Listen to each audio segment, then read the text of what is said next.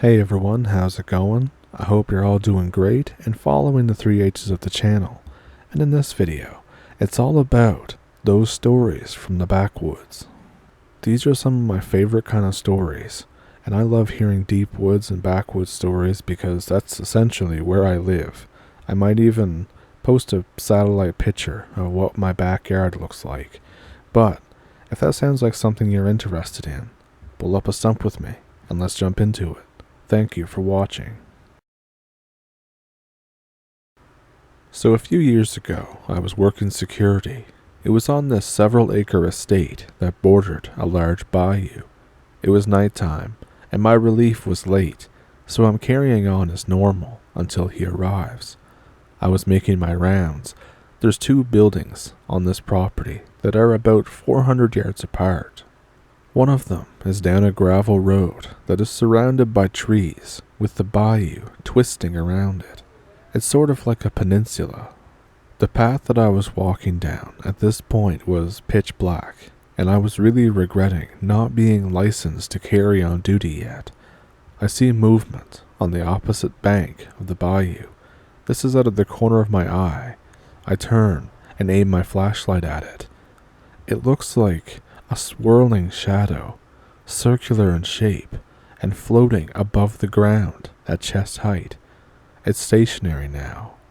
I stare at it for a good 5 or 10 seconds, trying to figure out exactly what it is that I'm looking at. Then this shadow basically implodes on itself like a black hole closing. I turn around and jog the rest of the route back to the guardhouse. Thankfully, this was the end of my round. On the way back down the road, my relief got there right after. I don't know what that was, but screw whatever that was.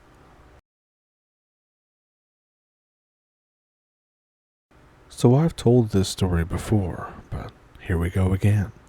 I was in my country house. I still don't know what to call it in English, but I know it as a chikara here.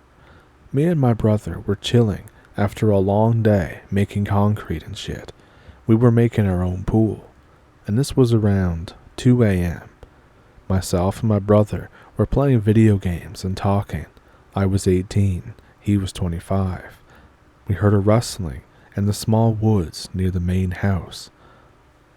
We both thought this was weird because it's not windy and it was hot as shit, even inside. And then suddenly, it gets quiet. And I mean that kind of quiet where you know that something is weird. It seemed that the TV just was on mute, despite us not pushing any buttons. The owls and the wildlife outside went dead silent, like they were expecting something. Me and my brother just stare at each other and look around. We're both kind of noping at this point, a little on edge.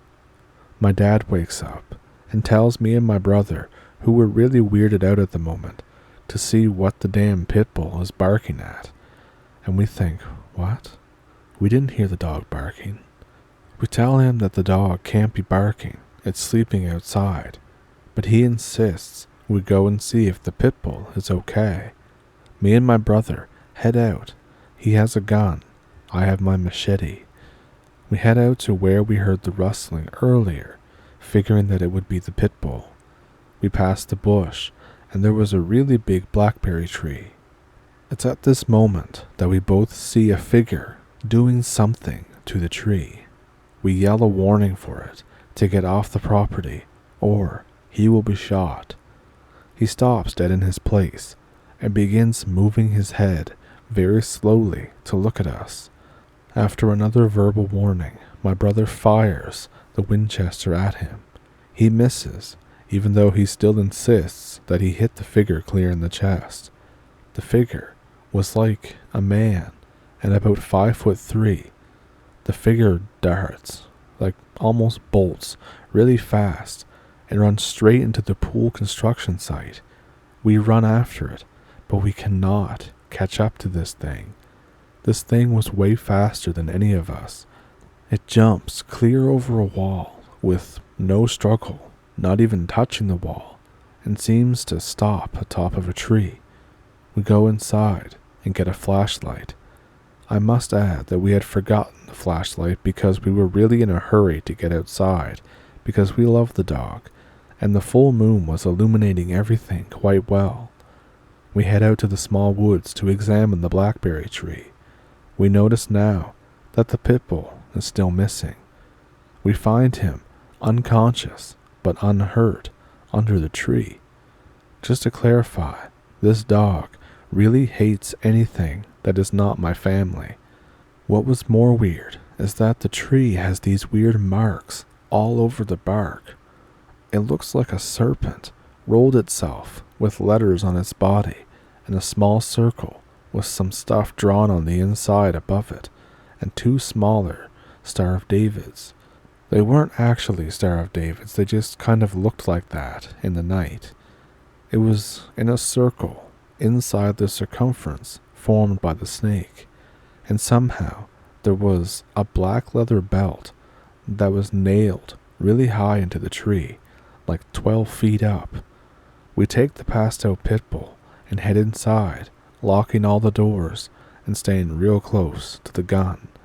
My dad was asleep again. He asks about the gunshot. We tell him the story. My dad goes out and inspects the blackberry tree the next morning. Immediately, he gets it cut down. And to this day, I don't know why. I don't know what the hell any of those things mean, or what the thing was that we saw. For some reason, anytime I went over to that area, I would get really nervous and anxious around the stump of the tree. And then my cousin, when he was over, found poisoned animals all around the stump a month later. Sorry for my grammar, as you can see that English isn't my native language, but this is really scary to me.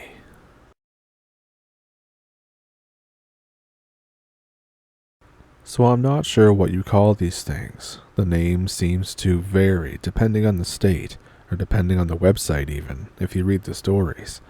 But I've encountered a similar kind of thing.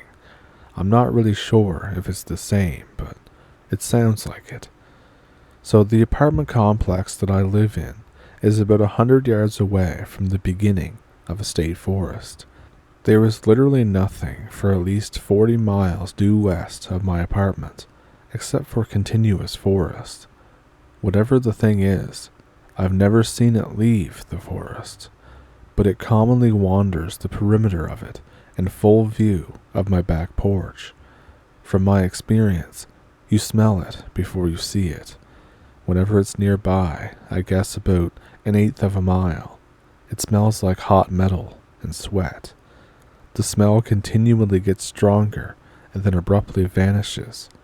Immediately after the smell vanishes or disappears is when I have seen it. My roommates and I have seen it in both a shadow-like form that is solid but completely black, darker than the night around it, and looking almost very closely resembling a regular person. One day, after tracking deer during the day, my roommates said that they saw me standing at the edge of the woods that night, wearing very similar clothes that I wore that day while I was down in my room. We've also heard strange sounds coming from the woods, both odd animal sounds and people's voices, usually calling for help or repeating one or two words. I've heard my own voice, the voices of my roommates, and the voices of my friends who are over all the time, call out from the woods at different points. From what I can tell, the locals are well aware that something is off, or maybe they know more than that. What I do know is that when we moved here, we were warned that the woods were very dangerous, and that most of the locals avoid the woods, even during the day.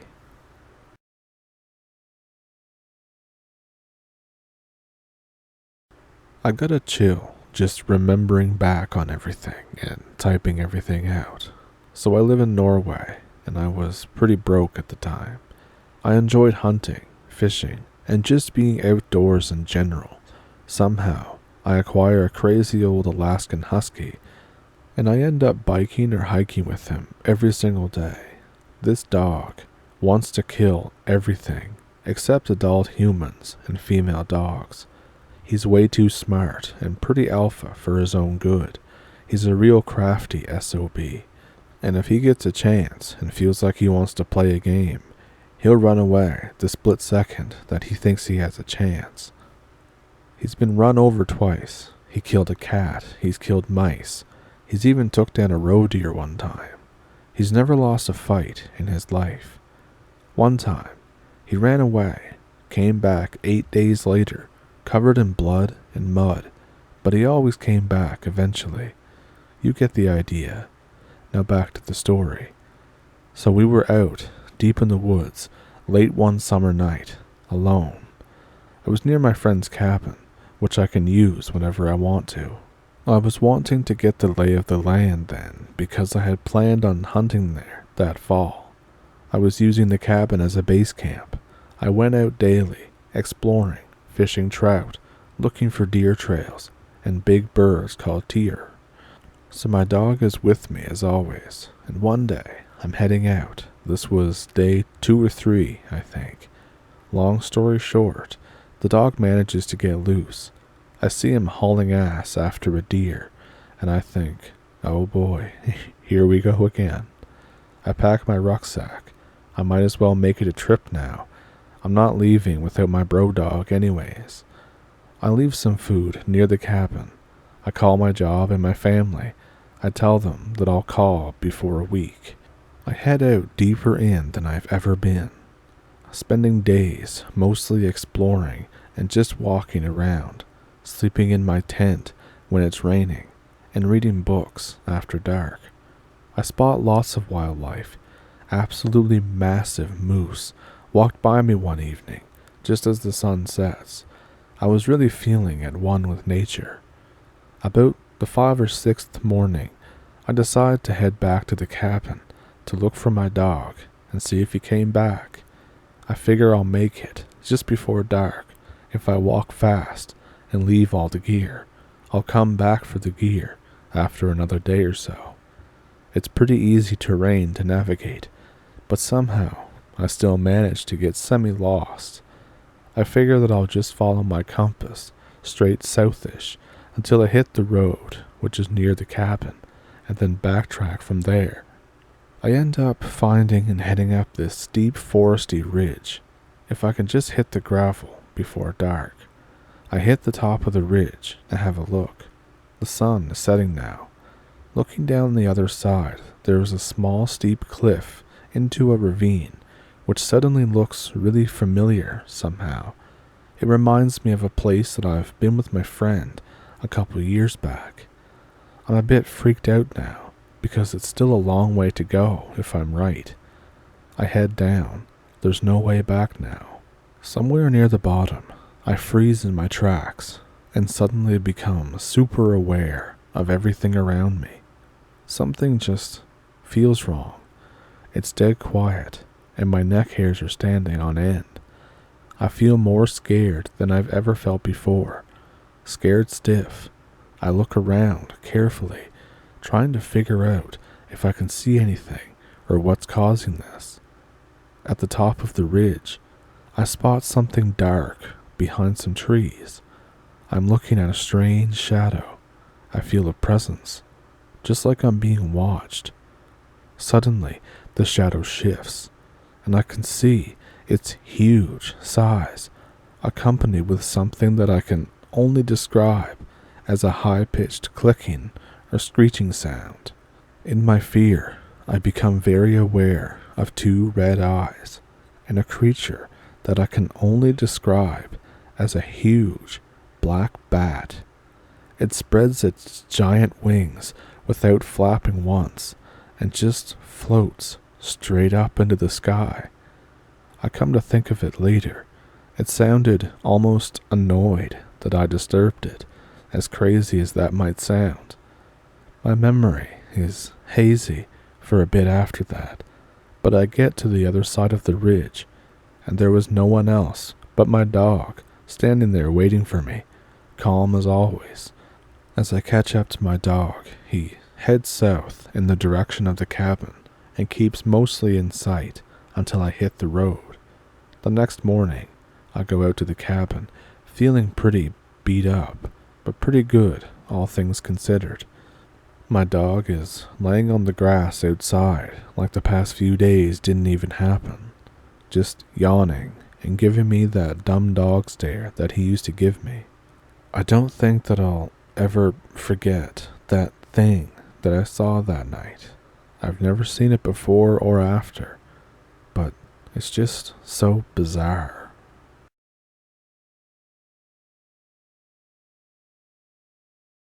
So there's this abandoned oil rig in the woods right down the road from my house.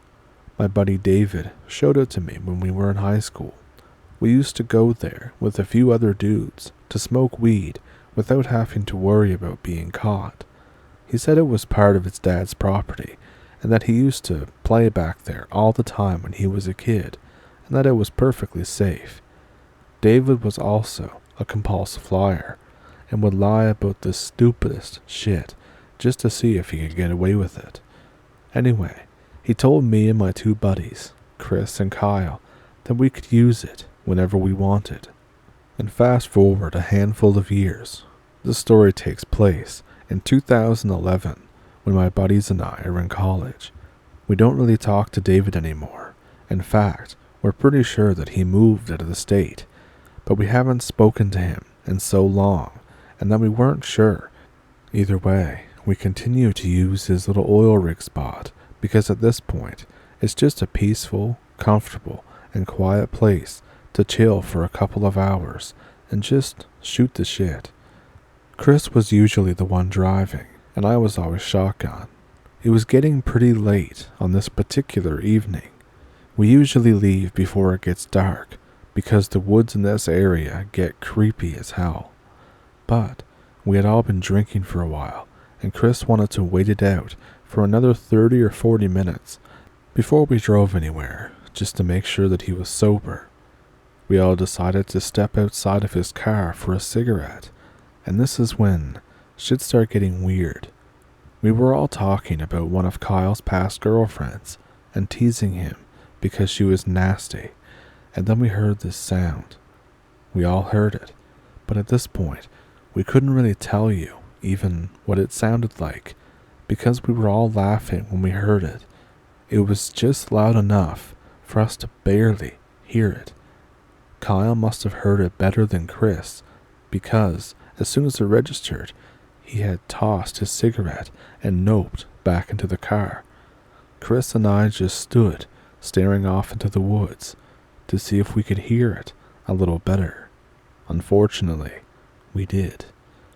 So this sound, this awful sound, it sounded like a small or medium-sized dog at first. For a split second, it was actually kind of comforting. I think that Chris and I were both worried that we might be about to learn the hard way that David was full of shit about this being his dad's property. The comforting feeling didn't last very long though. The howling quickly went from a howling sound to a growling sound, and then the growling sound to this horrible, deep, gurgling sound. It wasn't something that any native animal could make under any normal circumstances.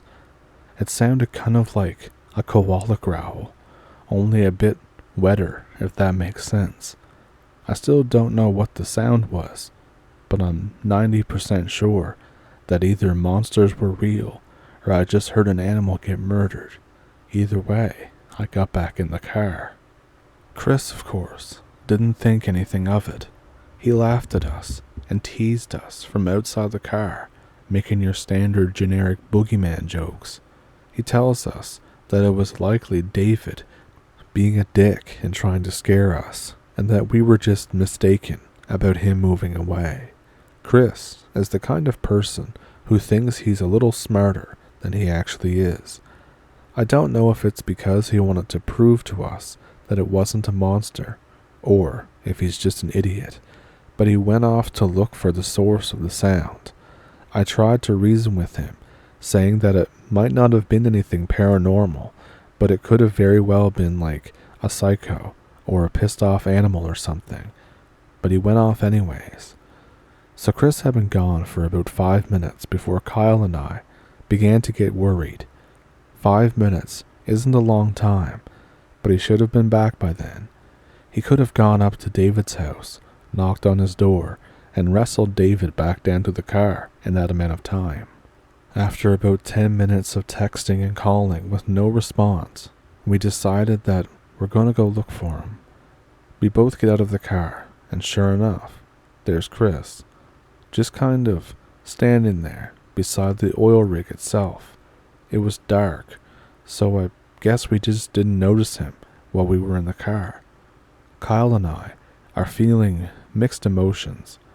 We're glad to see him, but we're pissed that he was gone for so long. We bombard him with questions, like what happened, what did he find, what took him so long, etc. Most of our questions were met with shrugs or stares, although we were able to get him to answer a few questions, but they didn't say much. He just told us that he got lost and didn't hear his phone. We thought, whatever. At this point, all Kyle and I wanted to do was go home. But Chris wanted to keep looking around the woods, and he was trying to get me to go with him.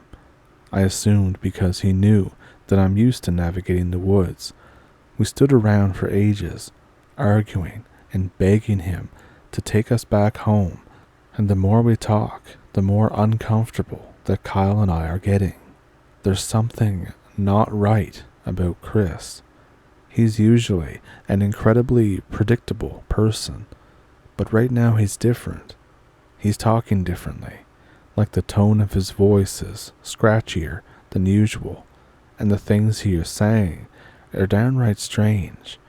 He's coming up with the weirdest imaginable reasons as to why we should go in the woods.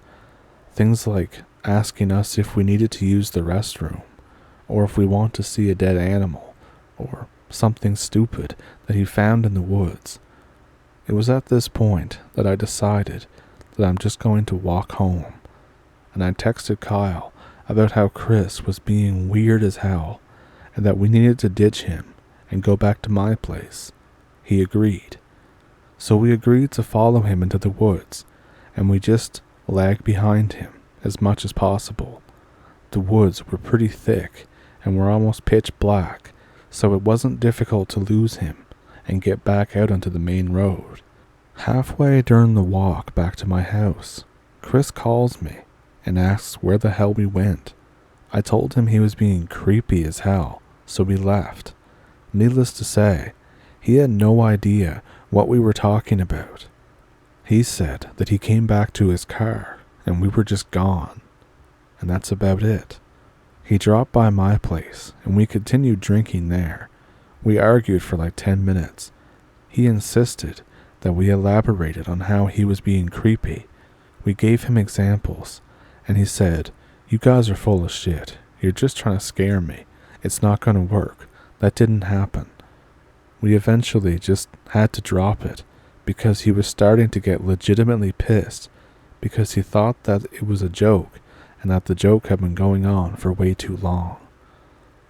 We still go back there every now and then, and we'll hear that noise whenever we go for a smoke, maybe 2 or 3 times a year. Sometimes I even hear it when I'm at my house. It doesn't scare me enough not to finish my cigarette, but it's enough for me to keep my front door cracked while I stand out on the porch, just in case I have to get back inside quickly. As for the sound itself, I've heard it enough times that I'm almost positive that it's some kind of animal being killed, which eases my nerves, but I still can't really think of any real explanation. We don't have any real predator animals over here, not ones that would prey on dogs. Maybe it's a coyote fighting with something. If someone has a legitimate explanation, I would like to hear it. And if you're wondering where this was, it happened around September in 2011 in Ohio, a couple hours north of Akron.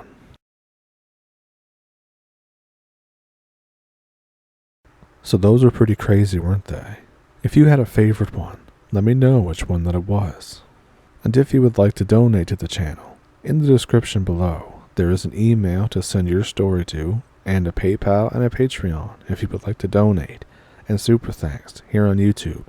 But if you can't or don't want to, that's totally fine.